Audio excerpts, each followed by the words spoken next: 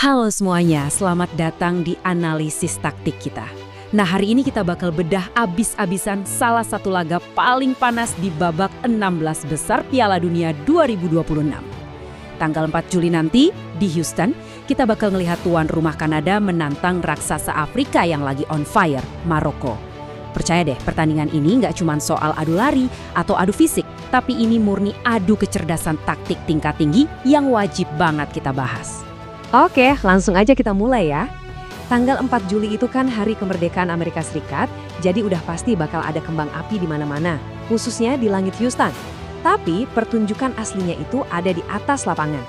Pertanyaan besarnya nih, mampukah Kanada bikin kejutan taktik mereka sendiri di depan publik Amerika Utara, atau justru sang singa Atlas, Maroko, yang bakal mengaum dan mendominasi lagi?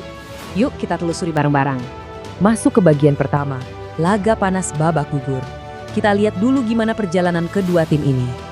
Kalau kita perhatiin, rute mereka berdua menuju 16 besar ini beda banget, tapi sama-sama bikin jantungan.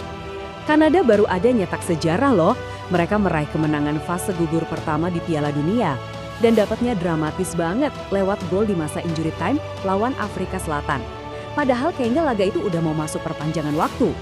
Di sisi lain, Maroko juga unjuk gigi soal mental baja. Mereka sempat tertinggal dari raksasa Eropa Belanda. Sukses nyetak gol penyeimbang telat dan akhirnya menyingkirkan mereka lewat adu penalti. Jadi Kanada datang dengan euforia sejarah baru, sementara Maroko bawa modal pede abis naklukkan tim raksasa. Lanjut ke bagian kedua, tembok kokoh singa Atlas. Kita bakal bahas pertahanan Maroko yang luar biasa rapat. Coba kalian dengerin angka ini baik-baik, 0,8.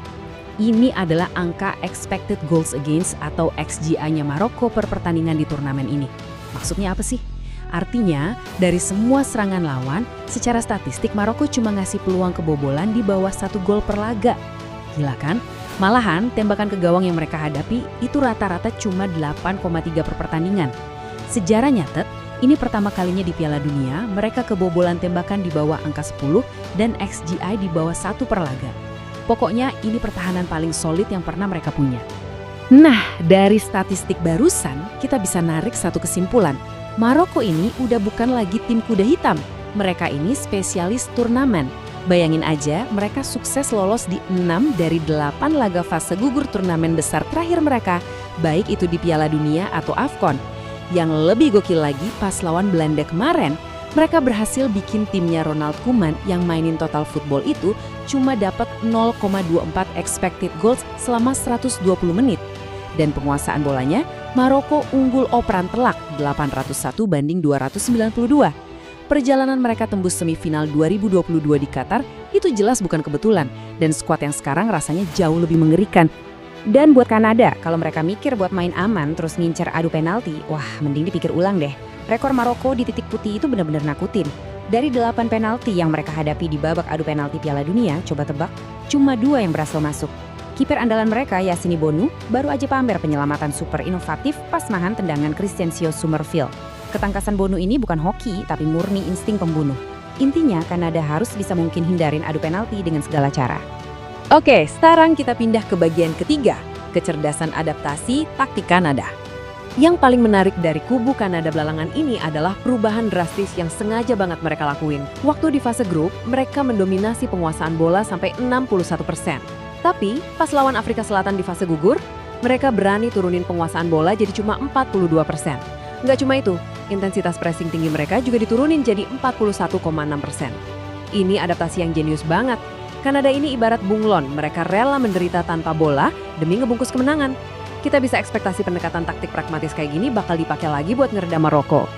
Dan fleksibilitas taktik kayak gitu nggak bisa lepas dari otak pelatih mereka, Jesse Marsch.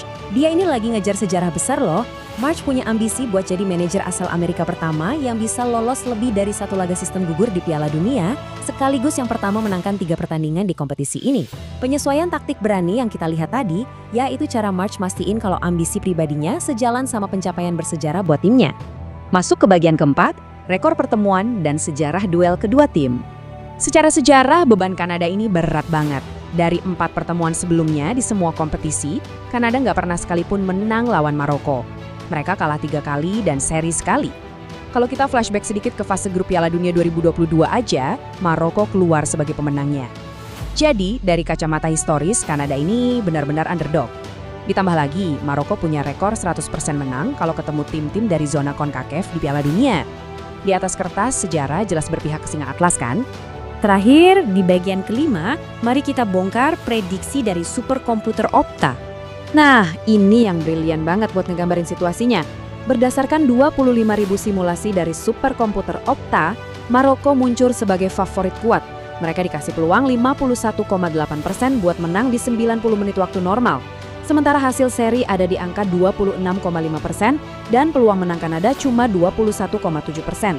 Tapi, yang paling bikin merinding dari data ini adalah kalau dihitung secara keseluruhan, superkomputer ngasih Maroko peluang masif sebesar 67% buat lolos, entah itu dari waktu normal, perpanjangan waktu, atau penalti.